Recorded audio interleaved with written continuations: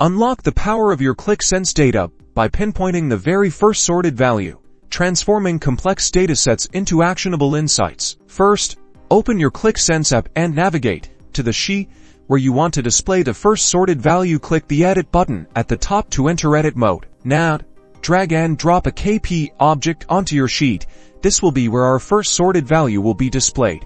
Click Add Measure, then open the expression editor. This is where the magic happens. We'll use the FirstSortedValue function. This function requires two arguments: the expression you want to evaluate and the sort weight. For instance, write the expression of the function within the editor. Next, specify the field you want to sort by. If you want the minimum value, use a positive sort weight. For the maximum value, use a negative sort weight. Click Apply to save the expression. The KPI object now dynamically displays the first sorted value based on your criteria. And there you have it. You've successfully retrieved and displayed the first sorted value in Qlik Sense. Use this powerful technique to drive insights and make data-driven decisions.